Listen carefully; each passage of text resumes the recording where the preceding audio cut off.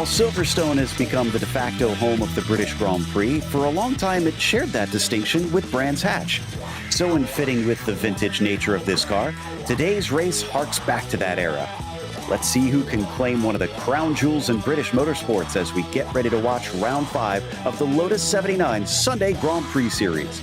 And you'll see it all live here on the Global SimRacing Channel.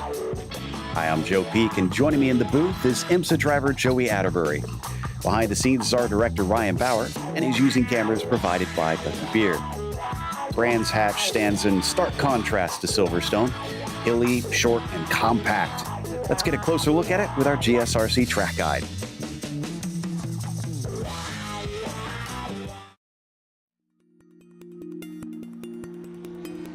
Welcome to Brands Hatch. When popular British racing circuits get listed, this track just to the southeast of London often finds itself near the top. The extensive history of the venue has meant that many famous names in racing have ran laps here. But the stats make it sound deceptively simple, with the Grand Prix and Indy course having 9 and 6 turns respectively. Laps might be short, but they're also fast, and the corners are often a challenge to get right. As you'd expect, that means passing is quite difficult, with most drivers leaning towards sending one up the inside at Druids. You might occasionally see overtakes into the first corner, Paddock Hill Bend, but the blind apex and gigantic drop in elevation make that an errand for only the brave. Many of the corner names pay tribute to famous British drivers from the past decades, such as Hill, Surtees, Sterling, and Clark. In fact, the fame extends beyond the drivers, but to the cars as well, with this place seeing everything from Formula One to Formula Ford, touring cars, GT cars, motorcycles, and even rallycross. It's a gorgeously scenic venue where lush trees envelop the back half of the course, while the front half is mostly encapsulated inside a natural amphitheater. This makes it extremely popular with race fans who can see a majority of the circuit from many seating positions. With a great location near a major metropolitan hub, a spectator-friendly layout, and an experience that challenges drivers, you can see why this place remains abuzz with racing to this day.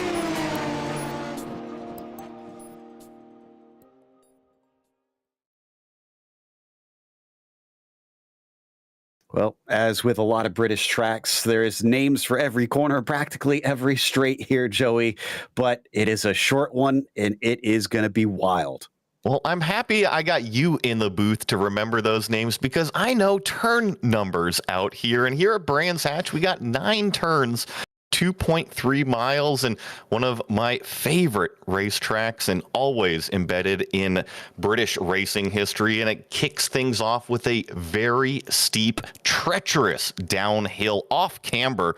Turn 1, an iconic turn here at Brands Hatch Circuit, and then into one of the best passing opportunities down there, Druids turn number 2, and then it's pretty much along for the roller coaster throughout the rest of this track. You got to be careful on the back half of it. It definitely narrows up, and with how wide these cars are, lots of single file, single lane racing. If you're going to make a move, you better be up alongside somebody, because I have a feeling that you're going to get pushed off track or push somebody else off the track if you aren't careful.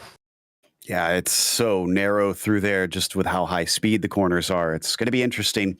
Now, in the points, Kimmo Viekainen is actually leading now, despite Costa having a bunch of wins. Because he didn't participate last time out at the Nürburgring, he obviously scored a 0, but this is before the drop points, so that will change as time goes on. He is still in third, though, and not that far behind. It is tight. Timothy Reed, who has actually been dominating over in the Camel GT series, is not doing too shabby here. So what can he do to try and pick himself up and become a double threat over the course of vintage racing at the weekend on GSRC? Now, let's take a look at the F2 standings, which is those for 3,000 iRating and below.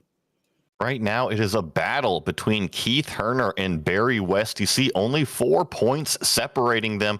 And then also Bjorn Ackerman, Andrew Thomas hanging on there, trying to get into that top championship spot. Something to notice about Andrew Thomas, already used that drop week, so he is the only one with 3 races scored in comparison to the 4 races scored of everybody else. And then you see it also tightens up down there. Miguel Moreland, Shady Ahmad, Kurt Clapper, Andrew Eng, Robert Simpkins. I have a feeling that any one of these guys can leapfrog up to the front with just some consistent finishes. Certainly. Now, for today's race, because it's such a short lap, they've got 28 laps around here. It's open setup, but I got to imagine this is going to be one where you really want to crank the downforce in. It's so hard to pass it. If you get that track position, that's all you need. No spare car, though, and the barriers are so tight to the edge of the track, so old school here, that you're going to get damage pretty easily. Drive-through penalty at 17 incidents and a DQ at 25, probably not that much of a concern, although there are some gravel traps that maybe you can trip up those over the course of the race, especially at Paddock Hill Bend. I was talking about Timothy Reed. I was watching his first flyer. He actually spun it into the barrier at Paddock Hill Bend, so hopefully it's not too damaged and he can carry on. But Juan Costa is back, and as we said, he has been just ruling the roost here at the front of the field. In fact, has only failed to score a perfect score in one of the races he showed up with. Yeah, it's going to be who can stop Juan Costa right now, and he's already on provisional pole, and not only on provisional pole, but Joe, check out the gap that he's got right now to second place, 8.5 tenths. Whew.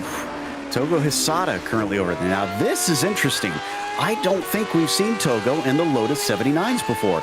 He is currently leading the points over in the Lotus 49s and has actually taken multiple championships over there. So Juan Costa will complete his second lap and cuts it down to a 1:10.9, about a tenth quicker. But Hisada gets much closer and down to a 1:11.1. He's within about a quarter of a second. Yeah, close the gap as we ride on board with Gernot Frische. Always one of the fastest and classiest competitors on the racetrack. We'll see what kind of lap time Gernot lays down, because he's usually a top 5 competitor in qualifying, but then kind of turns it up in the last half of the race. It appears Togo has run at least 2 races so far here in the Lotus 79 Sunday Grand Prix Series. So, interesting note there. We'll see what he can do, if he can maybe challenge Juan Mi, because very few have shown the pace to do so this season. Gernot Frische likes to start late on his qualifying, so this will be his first flying lap here. And Joe, since we're on the topic of kind of Togo Hisada and the crossover between the Lotus 49s and 79s, it'll be interesting to see how his driving style compares and how it swaps over to this car. You have to be much more gentle with those Lotus 49s. You don't have to, or you don't have the help of any downforce. The grip is also a lot less. So I feel like in this car, you can be a much more aggressive.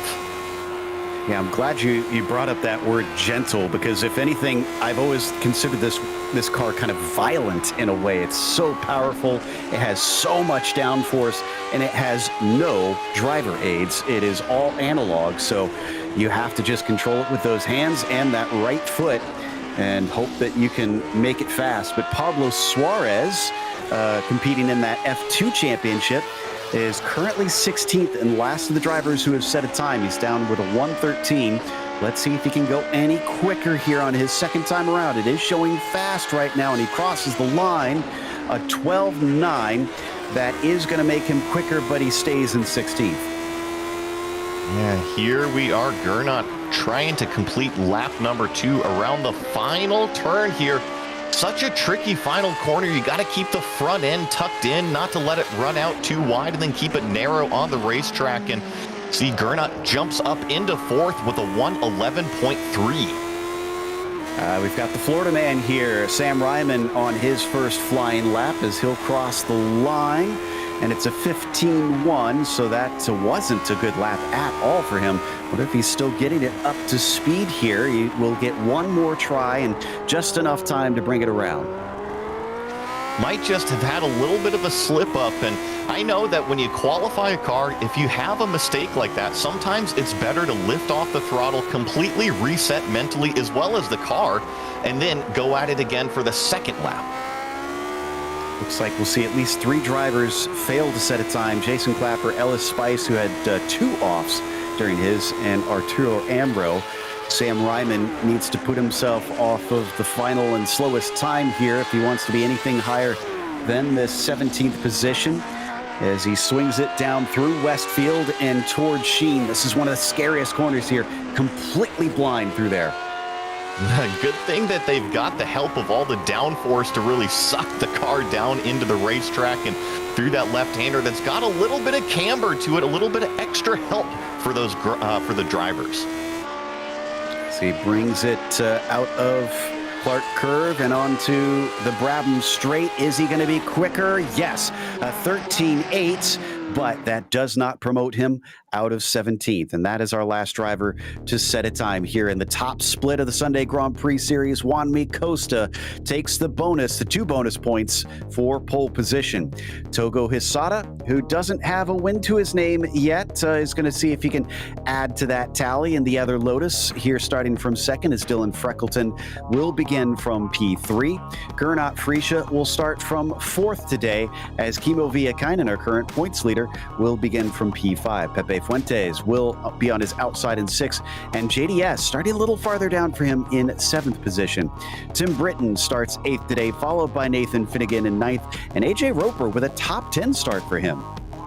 Then in 11th, we have Barry West. With him is Timothy Reed on row 6, Miguel Moreland in 13th, Taro Dahlberg in 14th here.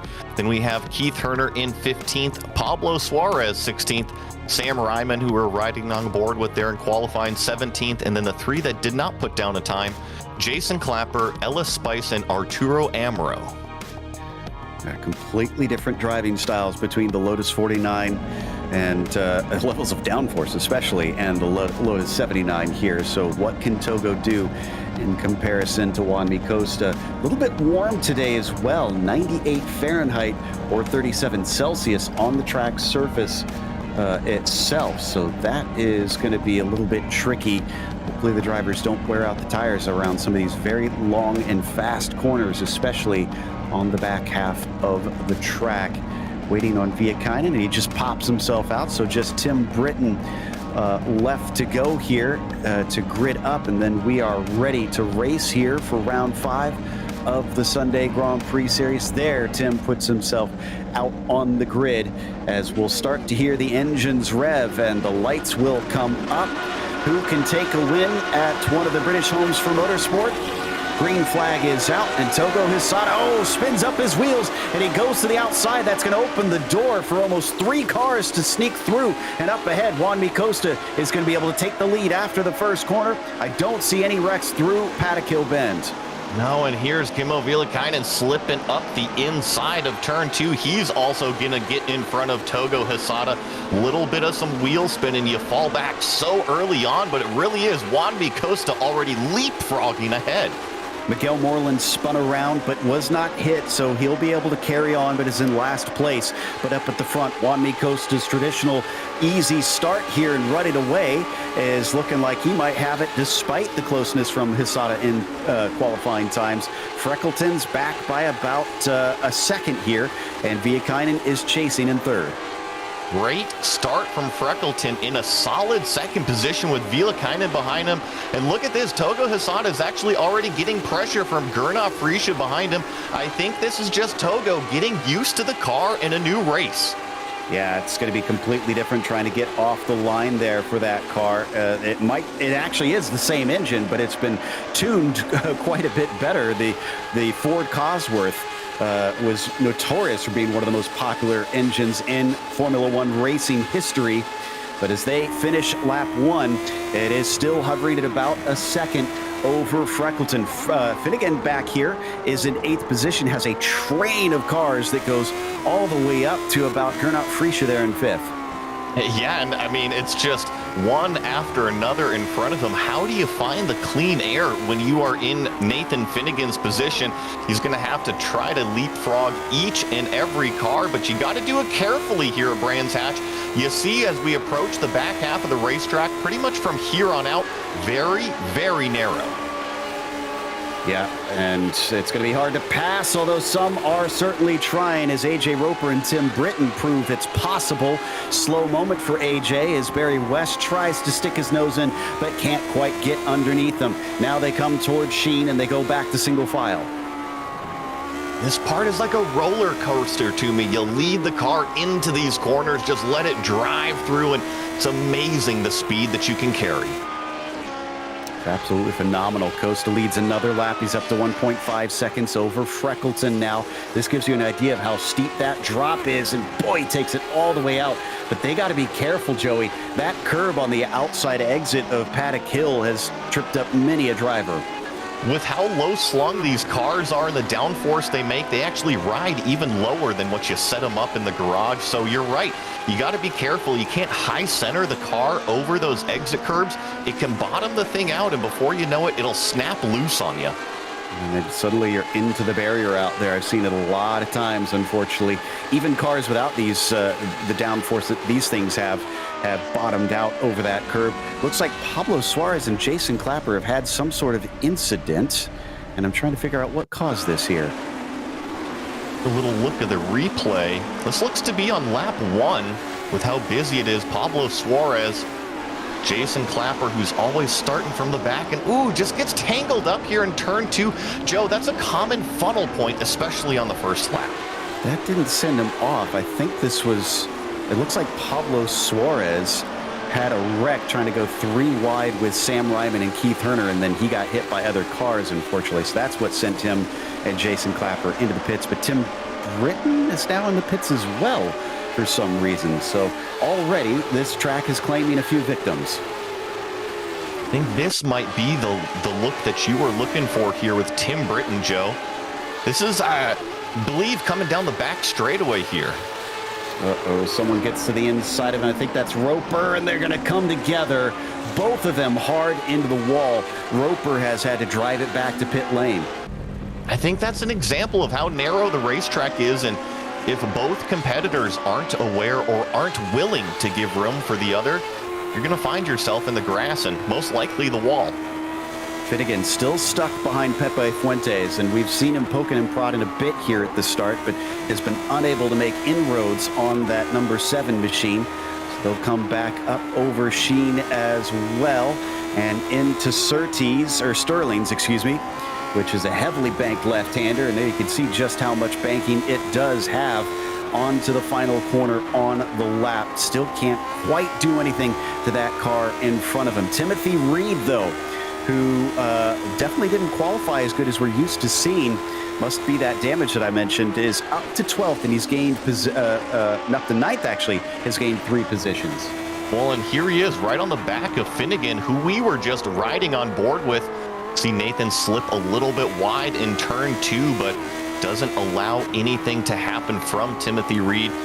Timothy, I think, is a little bit faster than these cars in front of him, but we've been watching Finnegan. He's been trying to get around Fuentes himself as well. Yeah, that queue time for Timothy really bit him a 12.6, which isn't too bad. I mean, he's within a second of the pole time, but I feel like maybe there could have been more in it if he hadn't have clobbered the wall.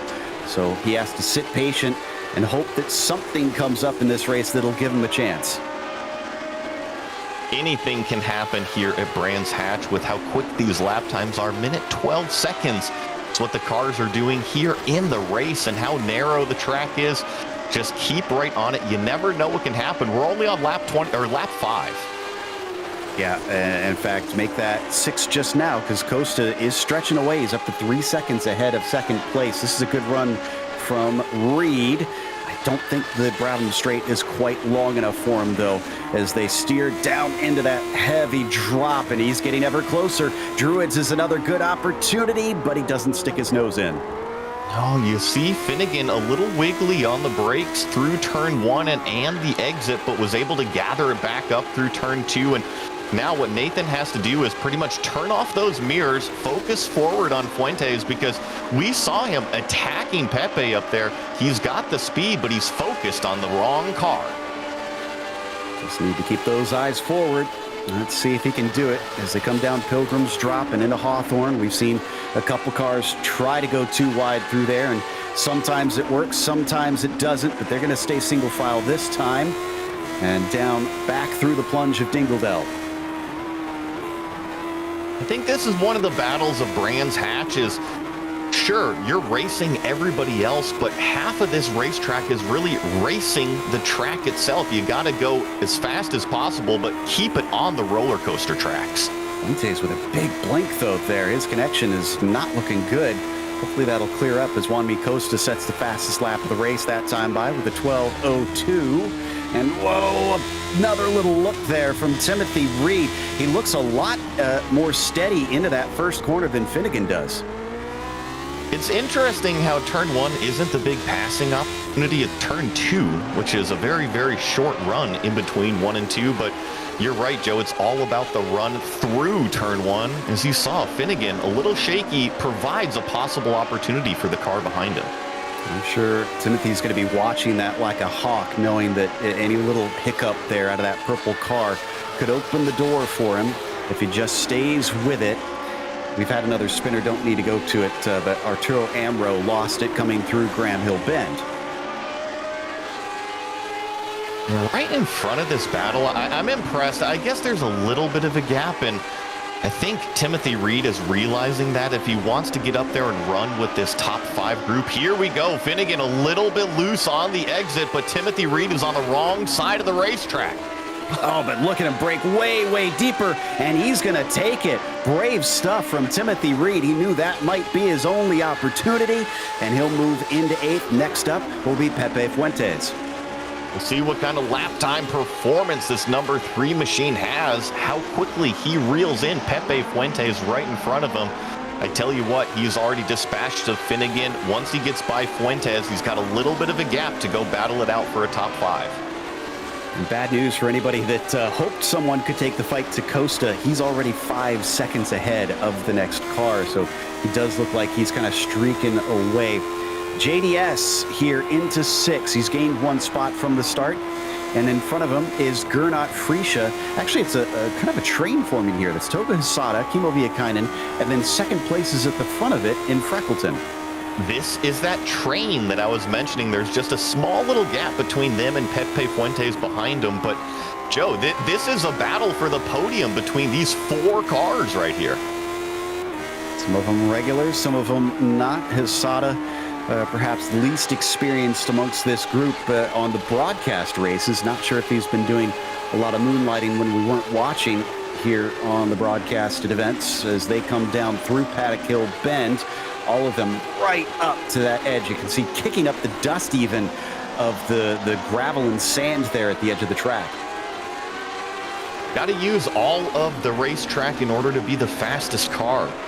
And Joe, I want to get a little bit analytical right here because we've seen Dylan Freckleton really progress through the series, start to claim multiple podiums. And here he is in a position that he's second place, but he's got a train forming behind him. How is he going to handle this pressure? Because we're still only about a third of the way into this race. Yeah, it could swap around. The handling of the cars could change as they do not take fuel at any point during this race. So they'll get lighter and lighter. And we've seen some drivers set up the cars to be better at varying points in the race. But he does have a gap of about 0.8 of a second. So right now, I'd say he's faring pretty well because Viekainen isn't exactly putting pressure on. He's got a good buffer. I agree with you. And in terms of performance of the cars that are right behind him, I think that Kimmo's probably the car that you would want to have behind him. You out-qualified him. You know, you got good pace on him. You've beat him on the racetrack before. So I think in terms of taking a breath, maybe making a sigh of relief, you're right. Dylan Freckleton may be comfortable right now. By a half a second. Yeah, somewhat comfortable. I guess it's a subjective term. Freckleton's had 71 starts. This is his 72nd race in this series, and 2 of them have been podiums, but they both come pretty recently, within the past year. In fact, his second one was this month. So he's starting to pick up the pace and figuring out how to be quicker and more consistent. And you're right, the progression is showing in that car. But Togo Hisada is going to try and get his first podium in only his 3rd try in this series if he can catch and pass Viekainen. I love watching, raw talent like Togo. It seems like he can just hop into a car and set his hair on fire and go like hell out there. And it seems like that's exactly what he's doing in these 79s. It's a good way to describe it. But Togo is going to have to pass a very experienced Kimmo Viekainen, and the Finn is usually a cool customer.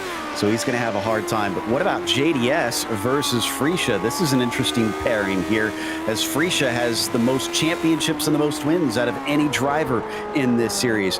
JDS, I don't think we've ever seen a win out of him, but he's also been around for a good bit of time, and he can also be quite savvy. I feel like JDS and Freckleton, I can draw a lot of parallels between them. We've seen them progress up through, grab podiums here in this series, and here he is challenging one of the best for a top 5. I shouldn't say one of the best in the series for a top 5 finish, and looks like he's got more speed. And Joe, you even mentioned it, not the best qualifying effort like we usually see from him either. Yeah, he's been a little bit quicker than that lately, and seeing him have to try and maybe work his way forward is a chance for him to prove his mettle. See if he's got what it takes to try and come up from the back of the field and make some overtakes, especially at a track as difficult as this. Not only that, but I love the Pepsi theme. It just, there's something about that car, it draws me to it. I have to admit, I'm more of a Coke person myself, but it looks good on that car. And I like that he pulls the old Pepsi logo and kind of style on it too. So he's definitely going period appropriate. I agree with you. I'm more of a Coca-Cola fan than a Pepsi fan, but it's all about the livery and how it makes you feel when you see it. Timothy Reed here closing up on Fuentes. He was about a second behind after he made that pass. It's now down to 0.3 of a second. And if he's got the speed to catch up to Jack David Spickett, he's going to have to make this pass soon, because it's 3.5 seconds behind. So he's got to try and make up quite a bit of a gap. Even at this stage, that's not taking into account if he loses time having to make an overtake. Agreed. And I'm looking at the lap counter in terms of a strategist, is that we're about halfway. We're approaching halfway. And if Timothy Reed can get by Fuentes here in the next 2 laps or so, you've got the rest of the race to go up and catch those guys, the whole second half to go make it yours. Yeah, even if you can't catch Spickett, if you can run away from Reed, that'll make the race a whole lot nicer, not having to deal with those cars around. And another quickest lap. First driver down to the 111s for Costa, and he absolutely smashes it 0.4 under that marker. In fact, the next nearest driver in terms of quickest lap is, I think, it looks like 0.7 behind him. I was going to question you, Joe. Ronnie knows that there's no DRS in these cars. He doesn't have to run away like that. Well, you know, there's always the example drivers love to bring up is the Ayrton Senna moment at Monaco. If you back off, does that throw you off your groove? Does he 100%. Need to be running at 0.10? Yes, I totally agree. Sometimes it's not even worth telling the driver it's the last lap, because you don't want them to change anything that they're doing on the racetrack. Some drivers are comfortable with changing their pace. However, you've done it for a reason. You're out there. You're getting paid to do this. Yeah, go run what you're comfortable with. As we watch on board, let's get a chance to try and see what it takes to be one of the fastest drivers in this car. Already has a championship to his name and is trying to add to the tally now. Another quickest lap at 11.607 now, just continuing to increase. These cars are known for that. As the fuel burns off, they tend to go faster. I love this shot. I just love watching the tack, the revs as they go through the gears, and you get to see really when they get on the gas. And you're right, Juan Costa is just, he's in the car is in the racetrack, and they are just in the groove. Now, one thing I hadn't thought to check is, do they have the telltale needle on these older cars? Because I know back in the actual Grand Prix Legends days, the old game that Papyrus made, they had that on the F1 cars, that it would show you the highest it had revved. So if you did blow it up, you knew it. So I think the easiest way they could do that is basically a second needle, or a lot of the old tacks, they just have a recall function to remember when the highest is, and then you push the button, and there it is. Yeah, that's they had the second needle on the Grand Prix Legends game. We got to go to Fuentes, though. He's been caught and is now attempting to be passed in the same manner that Reed did it before, around the outside of Clark.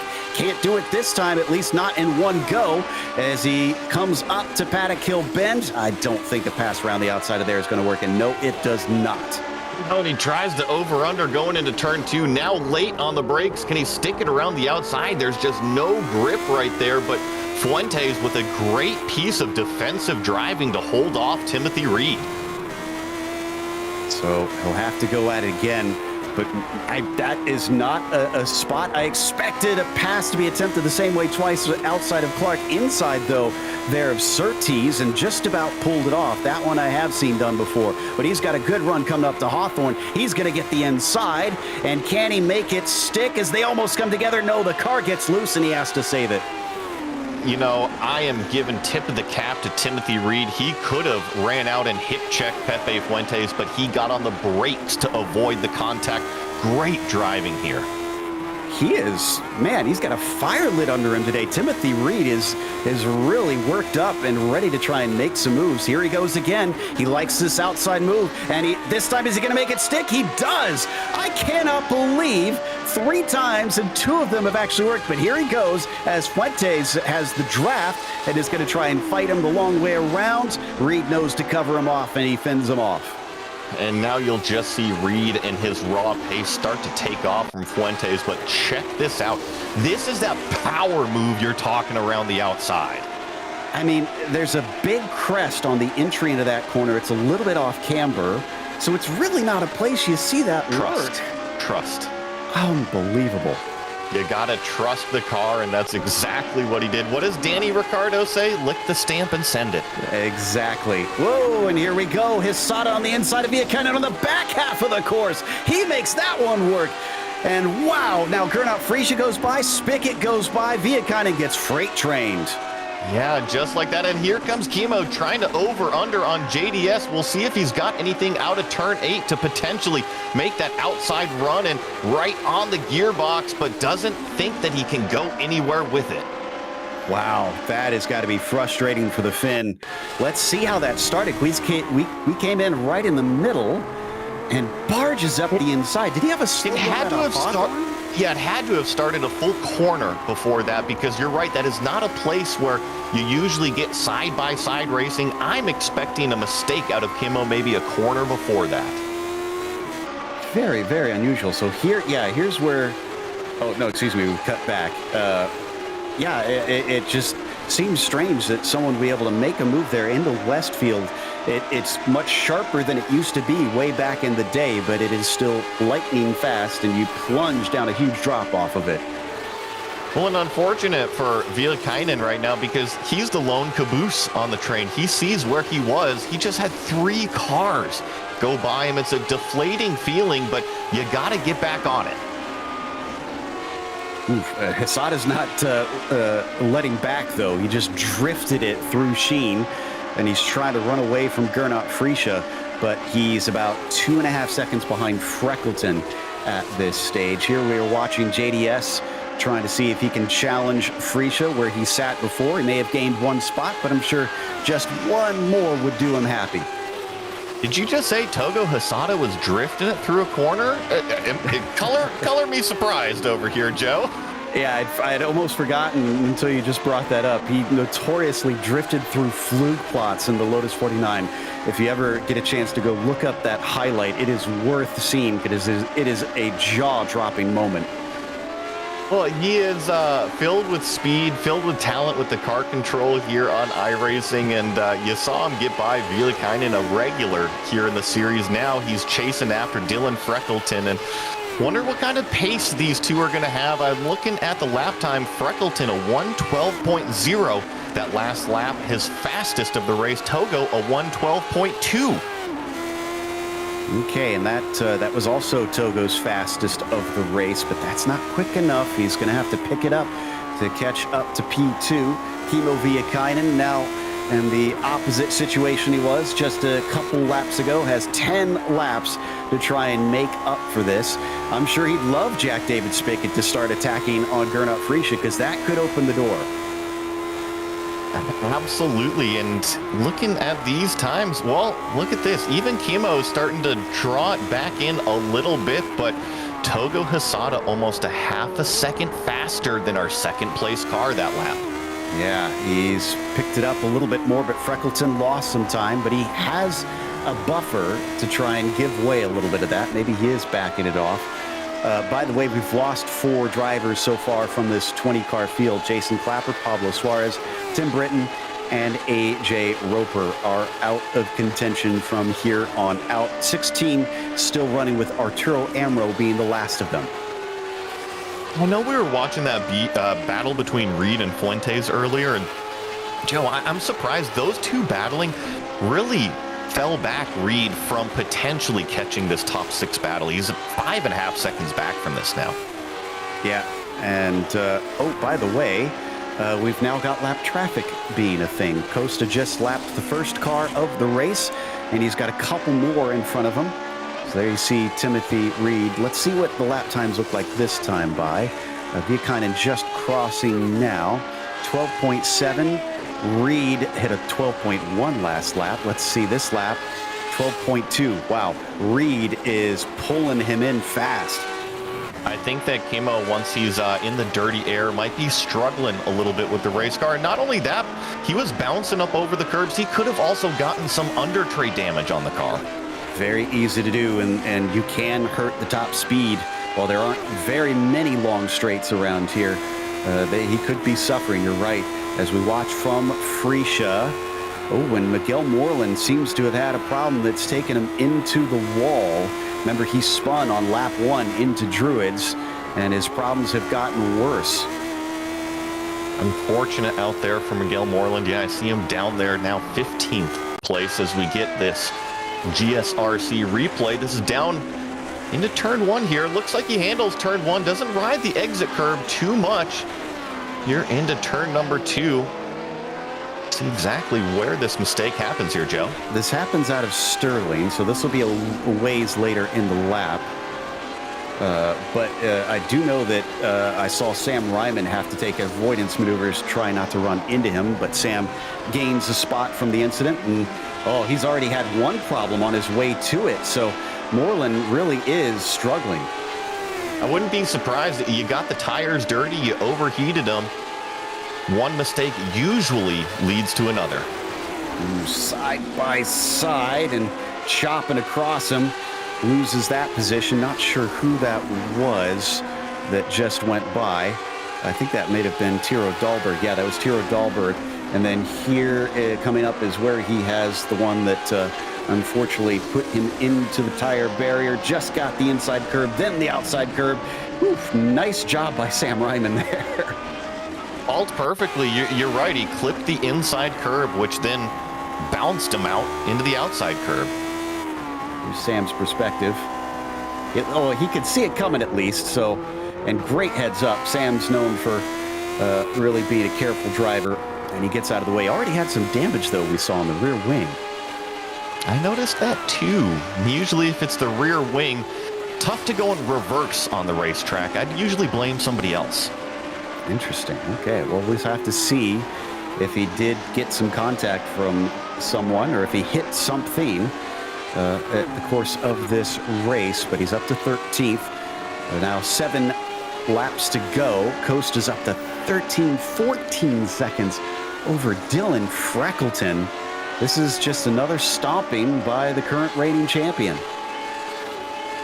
Yes, he's just on another level out there. Juan Costa. Can anybody stop him? I know that there's a few names out there that could probably come in and challenge Juan Mi, but are they ever going to come?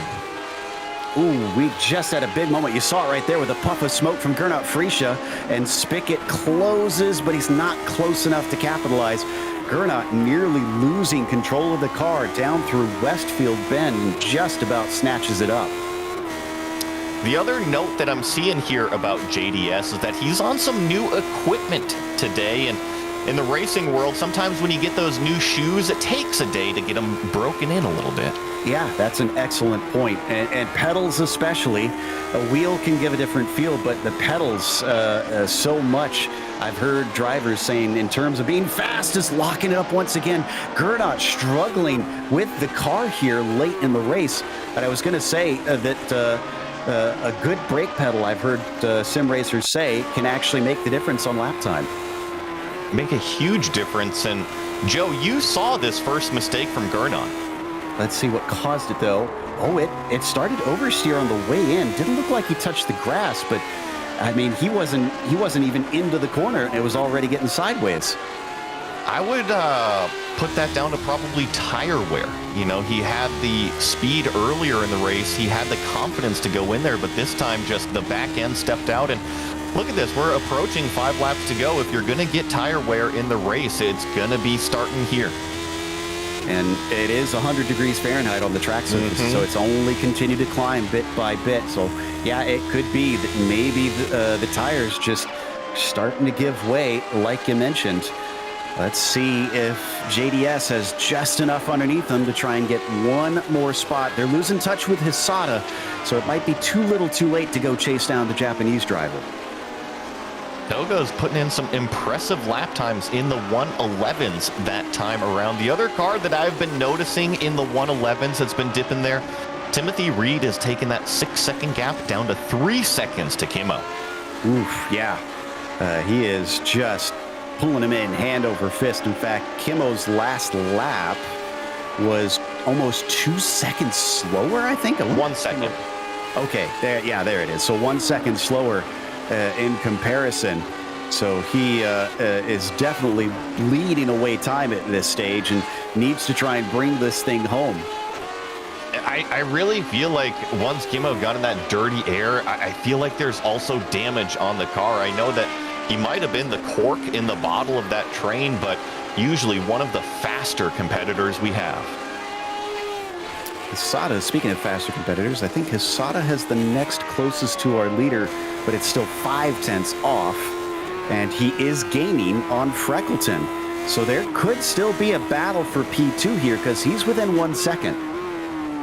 Freckleton has ran a perfect race so far. It's tough to go up there and catch Juan Costa, but guess what? He drove away from that pack of 4 behind him, and well, now that there's 4 laps to go, he has another challenge on his plate to keep a podium. Both of them struggling to get the car to turn in down to the apex at Surtees, just off the curb. And as they accelerate up, it's down to 0.5 of a second. Togo is continuing to gain and will become a real threat if this trend continues. Freckleton, we know, has a bit of a problem sometimes dealing with the pressure. We've seen mistakes and potential podiums slip through his fingers when he's lost control of the car. What kind of Dylan Freckleton do we have today? You just saw another big wiggle out of Freckleton, so Togo Hisada smells blood in the water right now. And not only that, but we got heavy lap traffic that they are coming up to. If I'm the crew chief for Freckleton right now, I'm telling him, run your race, run your pace. Don't let Hisada scare you. If he gets by you, it is okay. Just don't ruin the 25 laps that you've already done. Can he stick with it as they now have to deal with the lap traffic? That was Ellis Spice trying to get out of the way. Miguel Moreland is the next one up, and there's very few long straightaways to try and sneak by other cars. We're going to catch this one in an awkward spot. Let's see the run that Togo Hisada gets out, but Dylan Freckleton also able to put the power down. Does the lapped car lift? It looks like he's staying in the gas. Now he finally lifts at the last second. Both of them sneak by. But no change in position for Togo Hisada. And they're going to come to 2 to go. He's pushing hard, just drifting it close out to the dirt there, out of Westfield Bend. He's got to be careful that he doesn't throw it away because he'll lose many positions. Freesia, Spickett, Viakainen are still easily within range that they could pass him. 100%. You got to keep it on the black stuff right now. Freckleton a little bit wide on the apex there in turn 9, but is able to keep that momentum going down the front straightaway here. He's holding Togo off at arm's length distance. Yeah, using that dirty air to try and keep him at least out of range here. So the purple number 6 is still in second, but can he keep it as they plunge through Graham Hill Bend? Hisada getting ever closer now. and becoming quite the threat to that number 6. This is where he needs that good exit up to Hawthorne. We've already seen a few brave moves from drivers, but it doesn't look like there's one here today. Oh, but look at the slipstream in full effect. You can always give a fake, which Togo does. He shows the nose. He knows he doesn't have the space to go ahead and make the move, but just trying to force any mistake out of Freckleton. And you got to know that the British virtual chans are cheering right now for that purple TVR-themed car. Absolutely, as the white flag is out for Costa. He is a long ways ahead. It's already 18 seconds now, but I wonder if Togo had not lost that second place at the start, how close would he have been? Because he's had to fight his way up to this potential P2. I agree. You know, Togo has shown some raw speed on the racetrack. Same thing with Timothy Reed. I think both of those competitors had the chance to at least try to run down Juan Mi today. Yeah, but it just wasn't meant to be, as Costa just skitters away from everybody.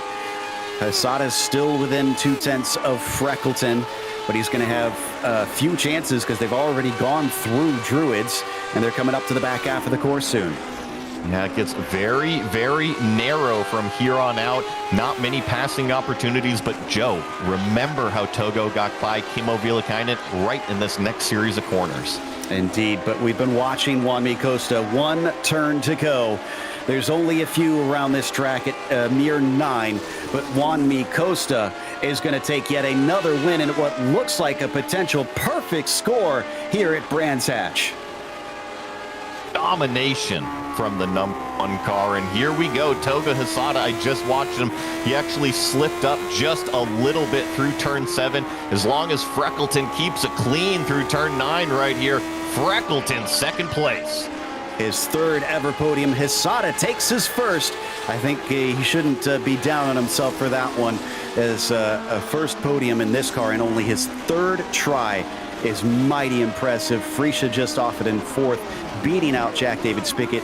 Reed did not catch Villaikainen, but he came within what looks to be, I think, about 5 seconds. Oh, he must have had a problem that last lap because he was much closer than that. Yeah, I'm seeing an issue there for Timothy Reed at the very end, and only 10 cars going to come home on the lead lap. Let's take a quick break. We'll come back with the official results as well as driver interviews, so stick around.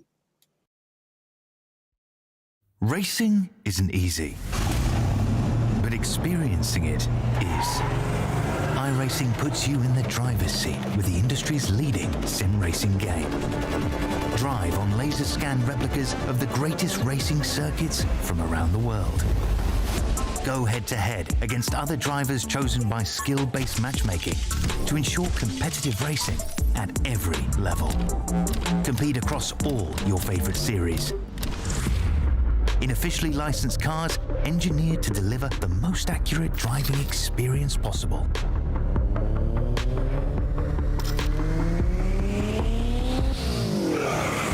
Join a race or host your own with players from across the globe. Race against the computer or in a league with friends. Feel the thrill behind the wheel. Visit iRacing.com.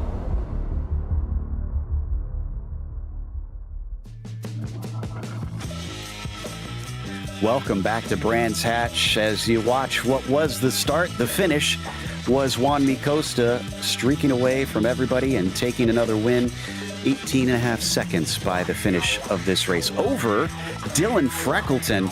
We keep heaping praise on him, and I think he deserves it, taking his third ever podium and continuing to show incredibly improved pace, as Togo Hysada couldn't get by him, but gets his first podium in 3rd. Gernot Frisha was 4th, followed by JDS in 5th spot, as Kimmo Villaikainen at one point was in 2nd place in this race, but just couldn't hold on to it. He fell down to 6th in the end. Timothy Reed was 7th, and Pepe Fuentes 8th. Then it was Nathan Finnegan 9th, as Barry West remains the last car in the lead lap in 10th.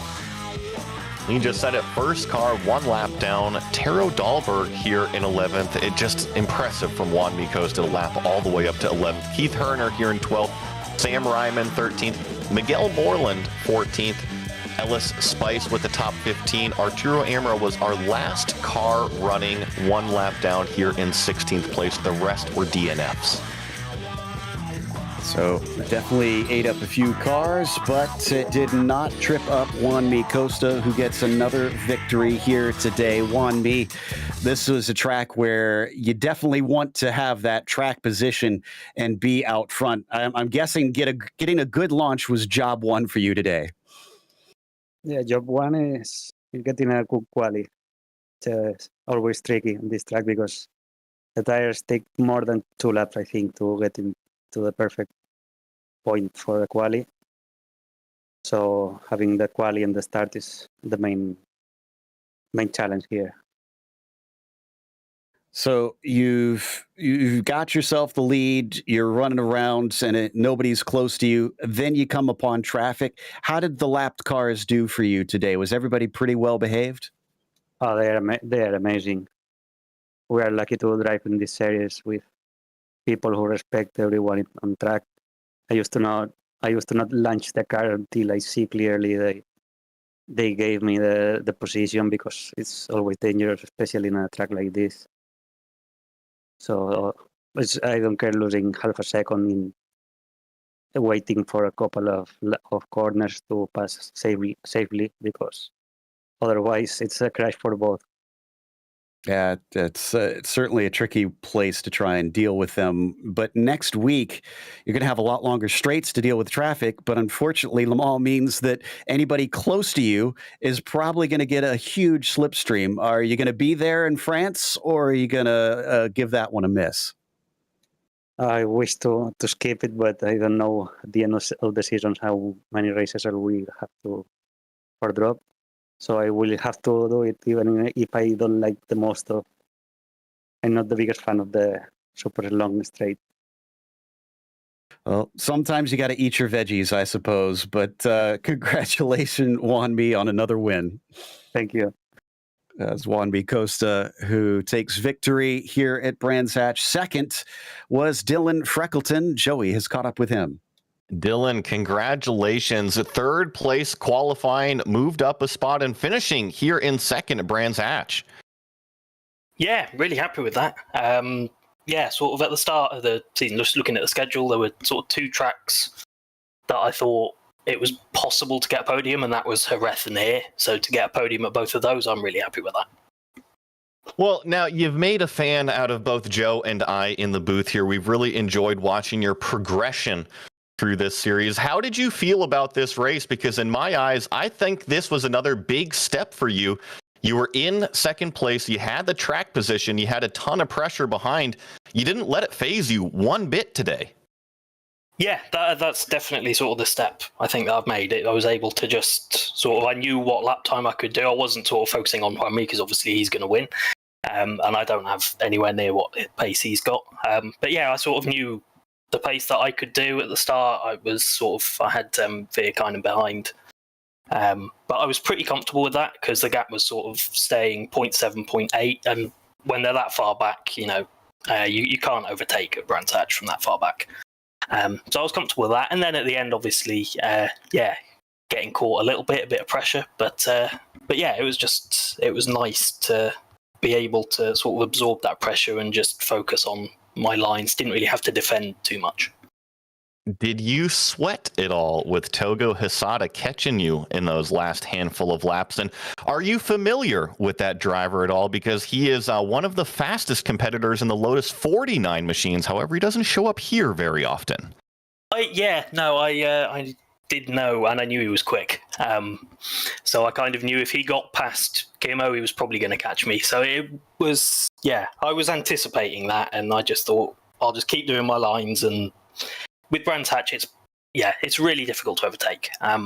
So I thought if I just keep doing my lines, focus on corner exits, in a couple of places, then it would probably be all right. And yeah, it worked out. Well, I know the virtual British fans were cheering on that purple TVR theme machine. Anybody you want to give a shout out to? Just everyone in the Lotus 79 community. It's always great fun to race. I love racing this series, and to you guys as well. You do a great job with the broadcast. Well, that was Dylan Freckleton, a great race, finishing second place here at Brands Hatch.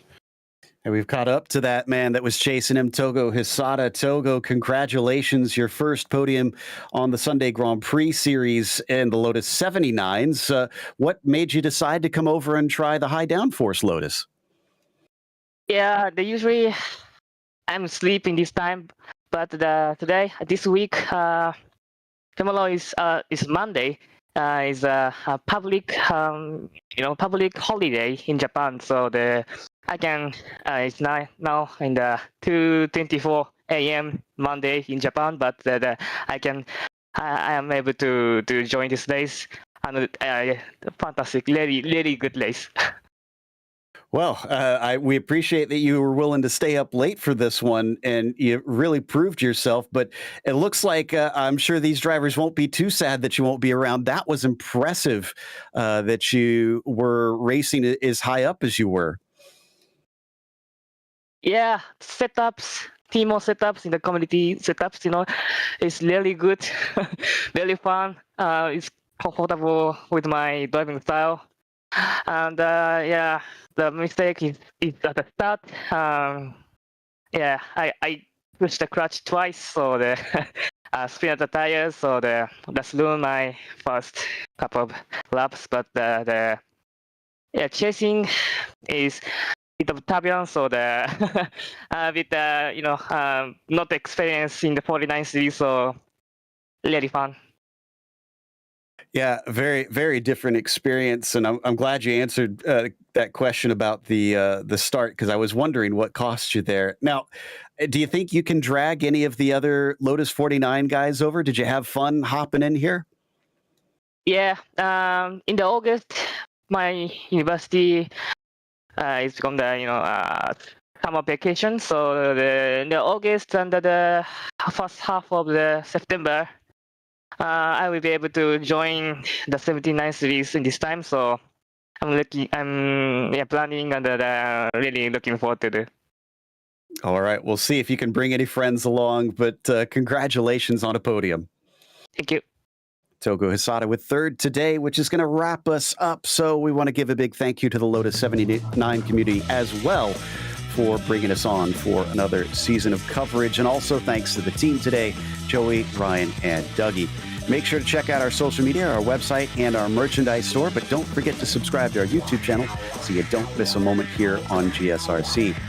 Next race will be Le Mans Sunday, July 23rd at 12:30 p.m. Eastern, but it's the version without chicanes. It's the historic layout that they'll be running, so that'll be a wild one.